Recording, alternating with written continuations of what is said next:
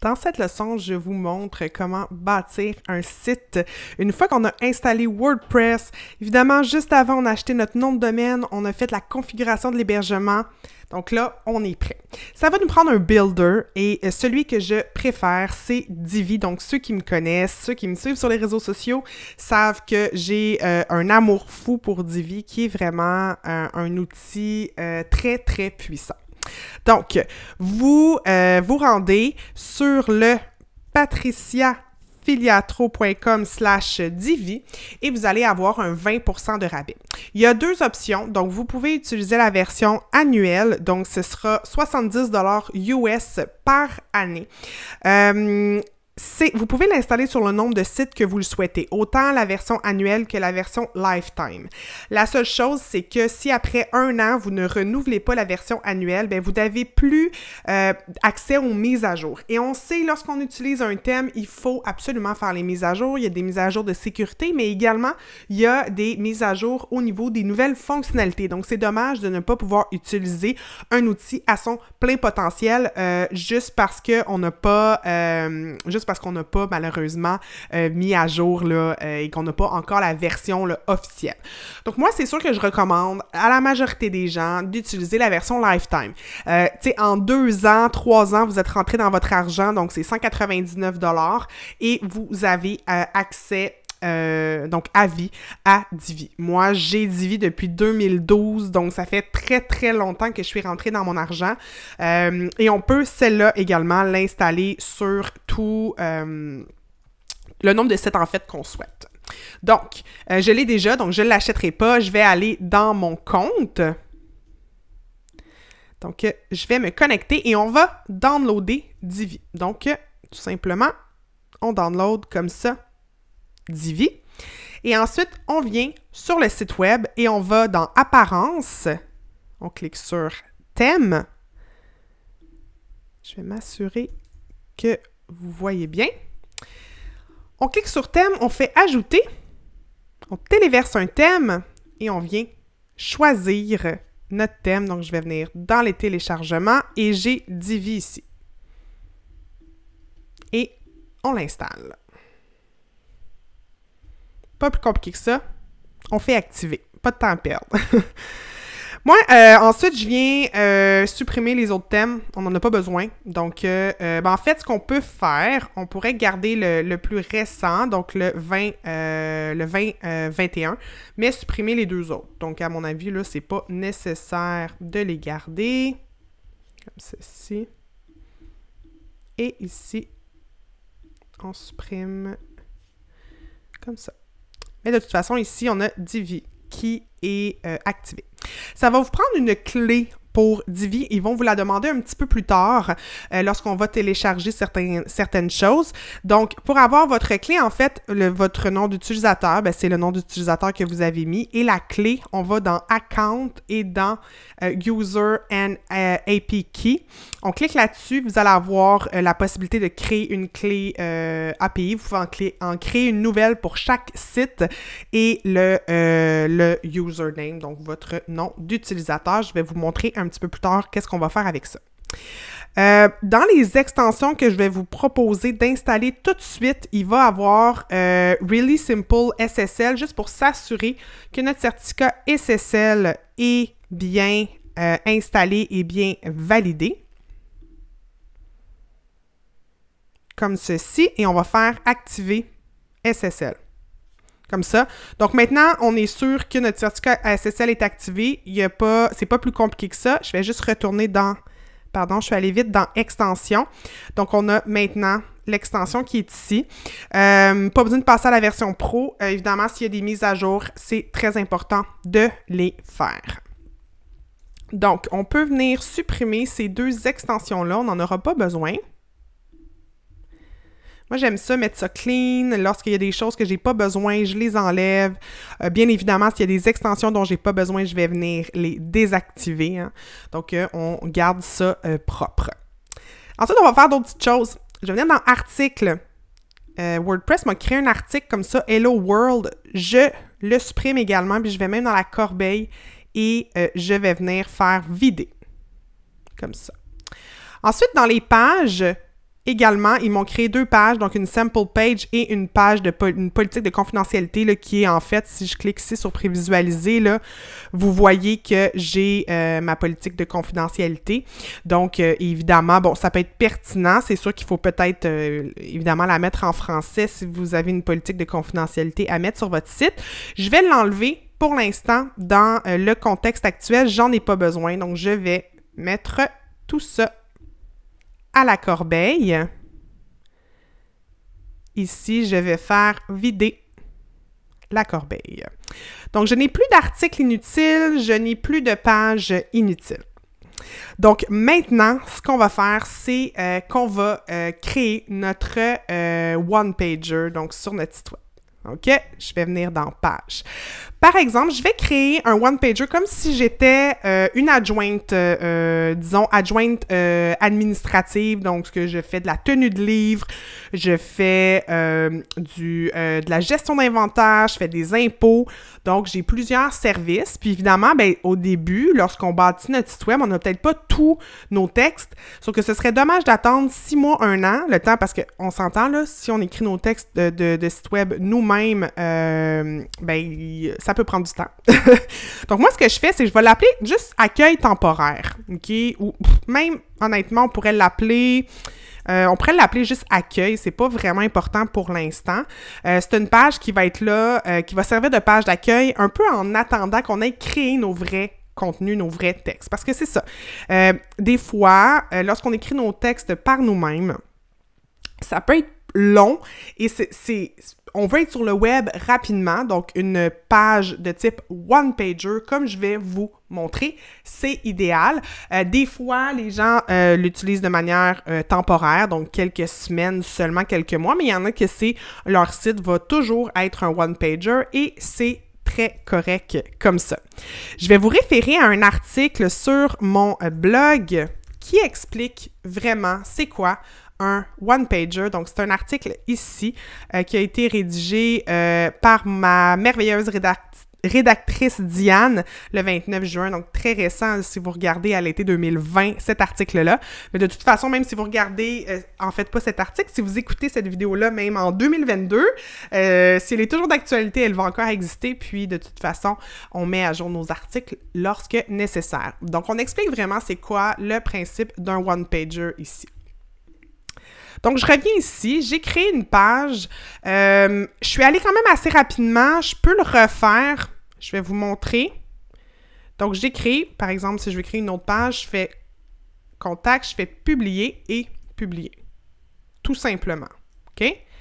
Là, je t'ai retourné derrière dans WordPress. Vous voyez ici, à la petite maison, si je clique, ça m'amène à la page comme ça d'accueil de WordPress. Et si je reviens dans le tableau de bord, donc on voit que l'icône a changé. Donc, on va vouloir installer WordPress, c'est-à-dire, pardon, on va vouloir installer Divi, un layout de Divi sur cette page qu'on vient de créer. Et on va aller choisir notre layout ici dans Elementim Layout. OK? Je vous ai dit, moi, ce serait pour un site pour une adjointe administrative. Donc, il y a, je les connais déjà, là, donc il y a le accountant qui est intéressant. Donc, je vais l'utiliser. Je vais prendre landing page comme ceci. Donc, j'ai vraiment accès à beaucoup de choses. Je vais pouvoir en supprimer aussi. J'ai peut-être même trop de choses dans cette page-là pour une page de type landing page.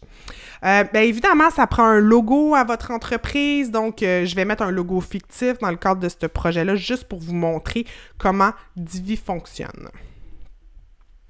Donc, je reviens à ma page et je vais faire « Éditer avec Divi ». Comme ceci. Il veut me faire un petit tour du propriétaire. J'en ai pas besoin, je connais déjà Divi, puis c'est ce que je vais faire avec vous, je vais vous le montrer. Donc, on va faire choisir, non, pardon, celui-là ici, donc choisir une mise en page. Je vais cliquer sur celui du milieu. et ça va m'ouvrir les modèles. Donc, les mêmes modèles qu'on voit ici sur Elegant Themes /Layouts. Elegant Themes, c'est l'entreprise derrière Divi. En fait, c'est l'entreprise qui a créé Divi. Donc, je reviens ici. Il y a des dizaines de layouts, vous l'avez vu. Donc, si vous êtes photographe, si vous êtes babysitter, si vous êtes une agence de copywriting, si vous êtes auteur, il y a des layouts que vous pouvez utiliser. Évidemment, vous allez vouloir les personnaliser le plus possible, mais au départ, je pense que c'est très correct d'utiliser un layout. On va faire vivre notre image de marque par la suite, mais quand on se démarre, quand on veut démarrer un projet, je pense que c'est pas nécessaire tout de suite d'avoir une image de marque béton. Bon, un logo, une charte de couleurs, évidemment, c'est intéressant, mais sinon, pour le reste, ça peut se construire au fur et à mesure. Autrement dit, ce n'est pas supposé d'être un frein que de ne pas avoir tous tes éléments graphiques là, pour te bâtir un site. Donc, j'ai cliqué, je vais faire « Use this layout » et c'est ici qu'ils vont me demander ma clé. Donc, je vais aller la chercher. Je vais mettre la vidéo sur pause 1 seconde. Et voilà, donc on a vu rapidement, il y a eu un compteur qui s'est rendu donc jusqu'à 99%. Donc, j'ai entré mon code, c'est-à-dire mon username et ma clé. Donc, voilà. Ici, je vais venir cliquer ici sur l'onglet de l'ordinateur pour qu'on puisse voir vraiment le layout, donc tout le visuel que j'ai importé, comme ceci. Donc, voilà. Vous voyez qu'il y a le logo de Divi ici, hein? Bien évidemment, vous allez pouvoir le changer, mettre votre propre logo à vous. Donc, pour ce qui est de ce site-là, ce que je vais faire, c'est un site avec un one-pager, donc qui va scroller vers le bas, qui va descendre lorsqu'on va cliquer sur les éléments du menu ici. Donc, dans un premier temps, je vais venir créer mon menu en question. Donc, ce que je vais faire, je vais fermer ici le Builder. Donc, je fais sauvegarder et je fais quitter le Visual Builder comme ceci.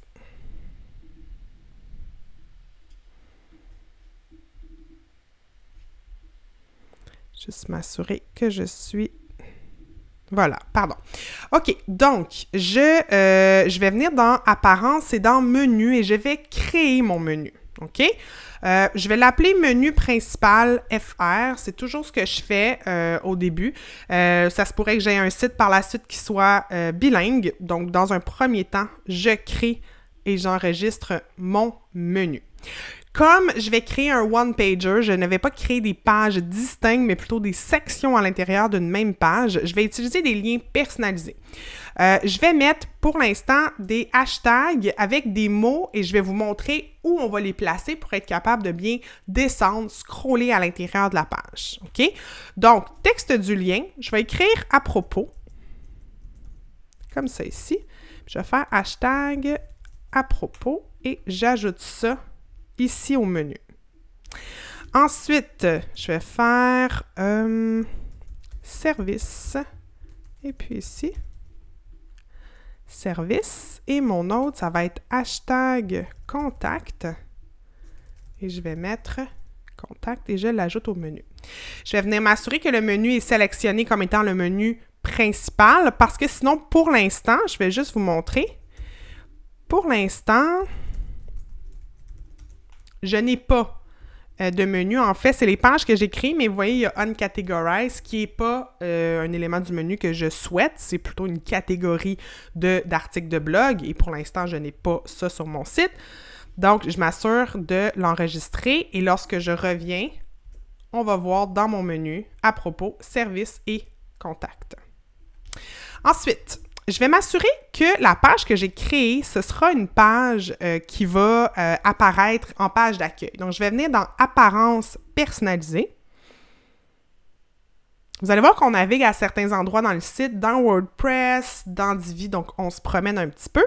Je vais venir dans Réglage de la page d'accueil. Je vais dire, je veux une page statique et je veux que ce soit la page d'accueil que je viens de créer. Et je fais Publier. Pendant qu'on est dans personnaliser, je vais venir changer d'autres petites choses. Donc, si je descends un petit peu plus bas dans la page, vous voyez ici qu'il y a des crédits. Donc, c'est écrit Elegantine. Moi, je ne veux pas que les gens voient que j'utilise Elegantine, pas parce que j'en ai honte, mais parce que c'est pas pertinent que cette information-là soit là. Donc, je viens dans pied de page et je fais barre inférieure. Et ici, je vais écrire création web de PF communication. Donc, ça fait beaucoup plus professionnel. Attention, communication. Et voilà. OK? Et je fais publier. Il y a d'autres choses que je vais faire. Je vais quitter ça ici. Et il y a autre chose que je vais vous montrer. Je vais fermer tout ça. Plus bas. On a ici des widgets. Les widgets, on ne les utilisera pas dans le cadre de cette démo-là. Ça peut être très pertinent pour un site WordPress, mais dans ce cas-ci, je vais vouloir les enlever. Donc, je vais venir dans Apparence widget et je vais tout simplement les supprimer. Attention. Comme ceci. Donc, en pied de page, qu'est-ce que j'ai? J'en ai un ici.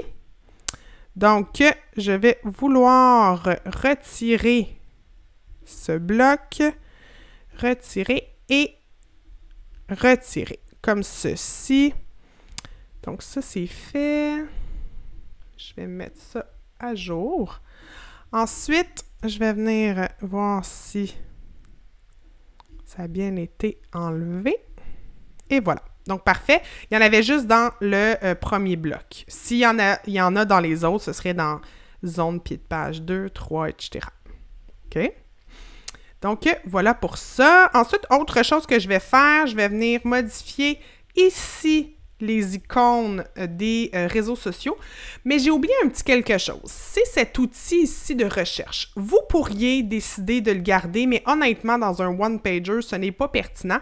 J'ai oublié de le faire juste il y a quelques secondes lorsque j'étais dans Apparence personnalisée. Je vais y retourner. Apparence personnalisée. Ensuite, je viens dans paramètres. Oups. C'est dans en-tête et navigation, barre de menu primaire. Ça, c'est un élément que je cherche toujours. Élément de l'entête. Voilà, il y a plusieurs endroits. Donc, afficher l'icône de recherche, je vais dire non. C'est pas pertinent, là, je vois pas pourquoi je mettrais ça. Par contre, ça ici, ça peut être intéressant. Je peux mettre mon numéro de téléphone. Je vais vous montrer où est-ce que ça va apparaître. Et mon adresse courriel. Comme ceci. Publier. Je vais vous montrer par la suite où est-ce qu'on va voir ça. Ensuite, ah oui, autre chose qui est très pertinent, c'est le favicon.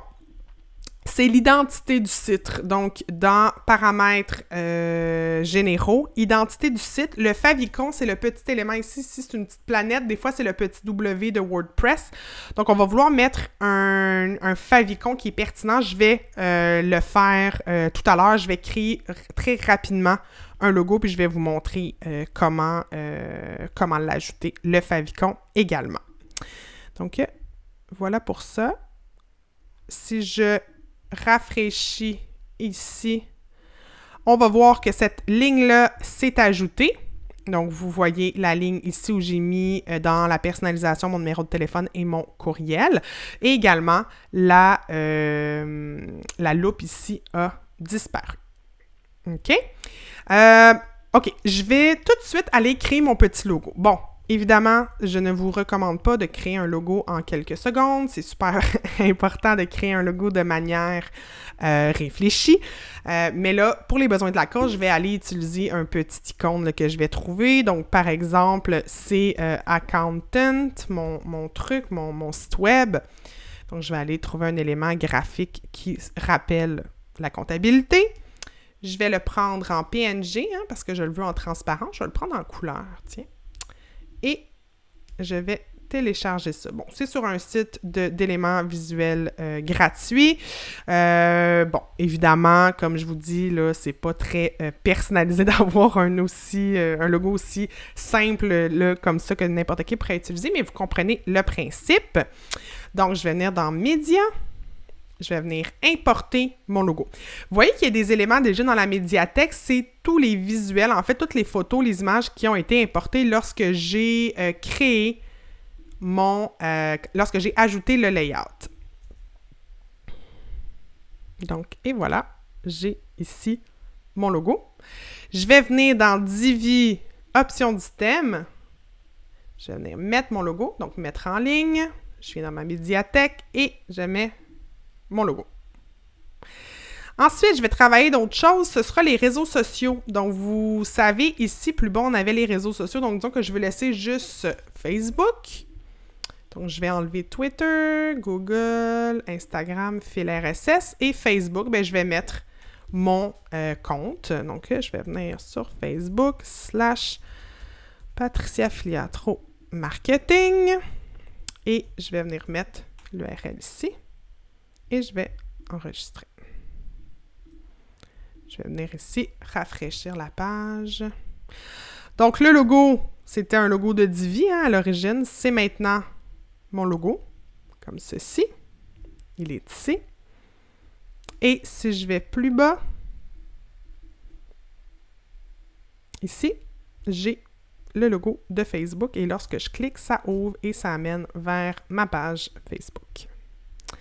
Le favicon, donc tantôt je vous ai parlé du favicon, je vais vous montrer, on va retourner où est-ce qu'on était au départ dans apparence personnalisée. Donc vous voyez, on navigue entre apparence personnalisée et option du thème.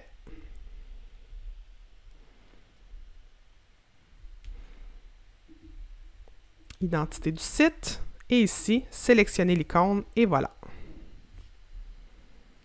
Comme ceci, vous voyez, tout de suite, il a été ajouté ici. Donc, ça fait beaucoup plus professionnel. Évidemment, il y a énormément de choses là, que vous pouvez modifier, personnaliser sur WordPress. Là, je vous fais une vidéo quand même assez courte de peut-être une trentaine de minutes, mais vous aurez compris qu'on peut personnaliser énormément de choses. Donc, par exemple, cette ligne bleue-là, toutes les typographies, on peut tout personnaliser avec WordPress et Divi. Si vous voulez en savoir plus sur les nombreuses possibilités de Divi, vous pouvez m'écrire, vous pouvez me suivre sur les réseaux sociaux, vous abonner à mon infolettre. Je vais vous mettre mon infolettre ici. Donc, inscription infolettre PF. Donc, vous pouvez rentrer vos informations ici et recevoir mes tutos, mes nouvelles, mes articles de blog sur Divi. Donc, on revient ici à notre site web. Donc là, on va vouloir entrer dans la page, puis on va vouloir justement en faire en sorte que c'est un one-pager. Lorsque je clique ici, ça me descend un petit peu plus bas. Par exemple, ici, si je clique sur « Service », ça me descendrait ici, par exemple. Et si je clique sur « Contact », ça me descendrait, par exemple, ici. OK? Donc, c'est le principe comme ça d'un one-pager. Je vais même ajouter un autre élément. Je vais ajouter « Témoignage ». Je vais aller dans « Menu ». Lien personnalisé. Témoignage. On ne met pas d'accent. Ici, je mets les accents. Comme ceci. Est-ce que je l'ai ajouté? On dirait qu'il ne s'est pas ajouté. Je reprends.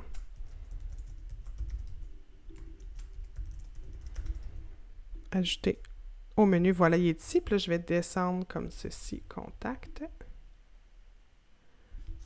Et voilà. Comme ceci. OK, là, je vais aller dans la page. OK, donc je vais fermer ce que j'avais ici.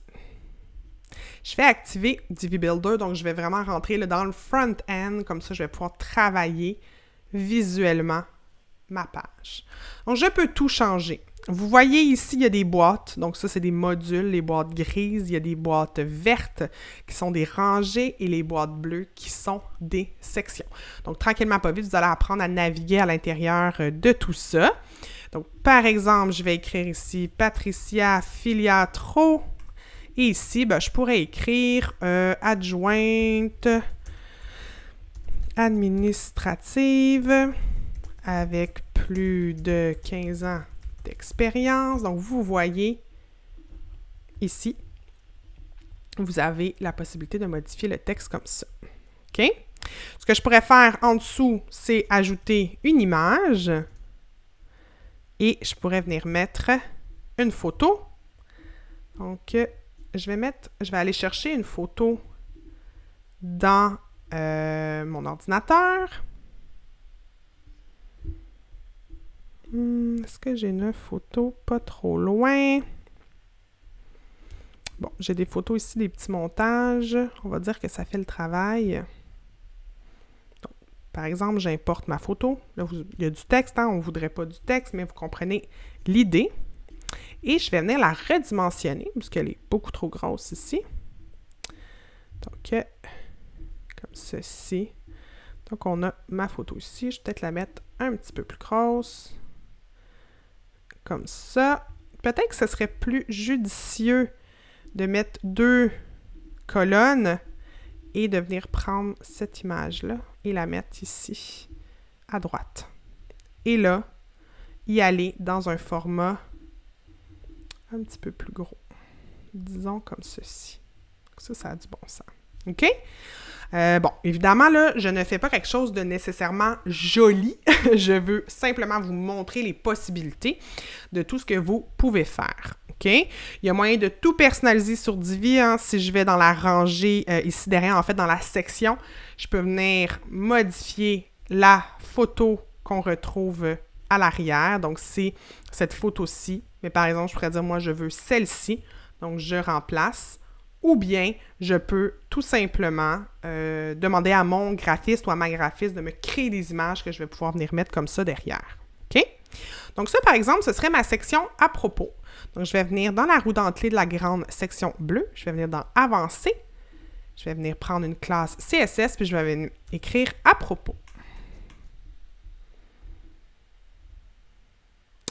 En fait, ce n'est pas la classe CSS, pardon, c'est le ID. Ensuite, ici, ça va être mes services. Donc, ici, avancer.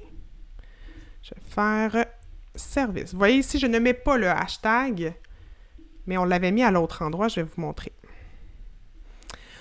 Ensuite, je pourrais tout supprimer ça. C'est pas nécessaire. Donc, ça, je l'enlève. Ça, c'est des logos. On va les enlever.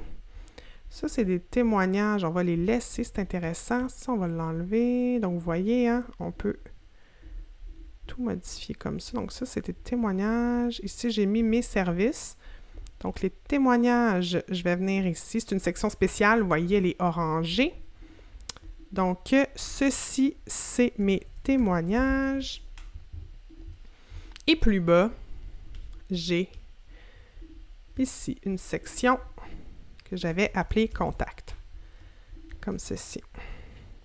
Bon, je ne vais pas passer à travers toutes les fonctionnalités de Divi, mais vous voyez là, vraiment l'ensemble des modules. Hein. On a ici un formulaire de contact où on peut créer des champs, on peut personnaliser un envoi donc via notre adresse courriel.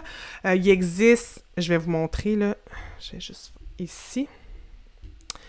Tous les modules, hein? Donc on peut ajouter des accordéons, un blog, on peut mettre des compteurs à rebours, hein? Si vous avez un événement, par exemple, si je clique, on a un événement à telle date ici, et on l'ajoute, et là, il y a un compteur comme ça qui peut être ajouté. Il y a vraiment beaucoup d'options. Les réseaux sociaux, donc des liens vers vos réseaux sociaux, des tableaux de prix. Si vous avez des forfaits, vous voulez comparer vos tableaux de prix. Des vidéos. Si vous avez une vidéo sur YouTube, par exemple, que vous voulez venir incorporer à votre site, vous pouvez faire tout ça. Donc, ici, j'ai fait témoignage, donc c'est bon.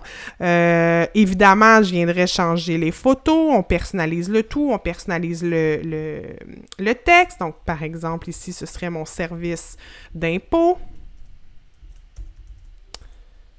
Impôts. Ici, c'est mon service de tenue de livre, etc., etc. Puis on change le texte, on change les images, hein, on clique ici, on clique sur la roue d'entrée et on arrive dans la médiathèque. Si notre image n'est pas déjà importée, on vient la téléverser comme je l'ai fait un petit peu plus tôt. Alors voilà.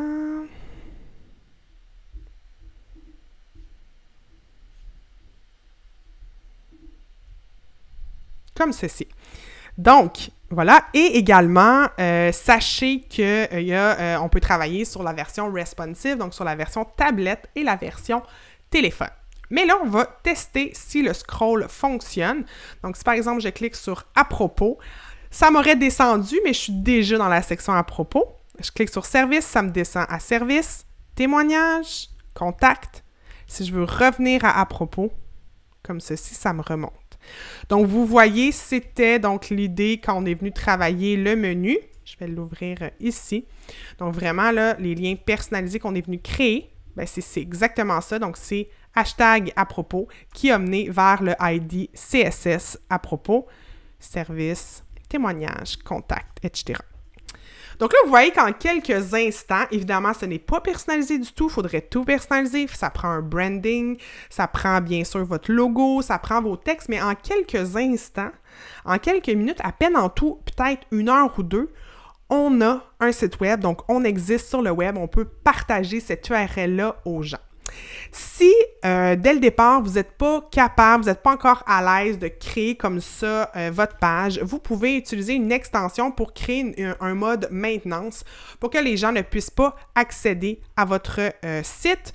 Donc, vous allez dans les extensions et vous faites mode maintenance. Il y en existe plusieurs que vous allez pouvoir utiliser et activer pour créer une page de maintenance, par exemple avec un message, là, nous serons de retour sous peu au site web en construction.